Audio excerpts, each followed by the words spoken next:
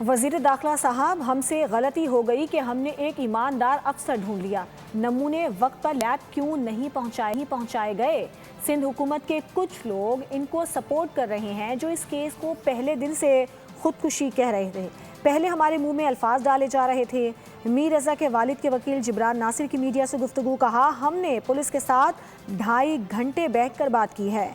आइंदा 4 रोज़ में मालूम होगा कि पुलिस इन मालूमात या सवालात के जवाबात सामने ला सकती है या नहीं। इसके बाद ही बता सकते हैं कि हम पुलिस की कारकर्दगी से मुतमईन हैं या नहीं।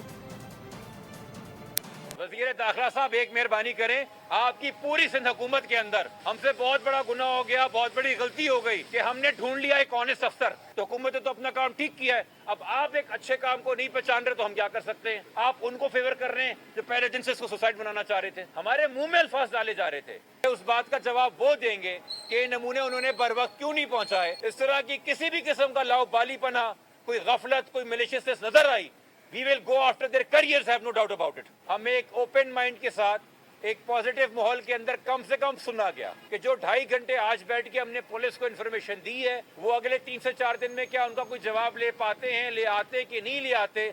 उसके बाद हम बेहतर पोजीशन में होंगे बताने के लिए कि हम पुलिस की कारकर्दगी से कितना भरोसा रखते हैं और कितने सेटिस्फाइड हैं। सब्सक्राइब करें और बेल दबाएं ताकि कोई खबर रह न जाए।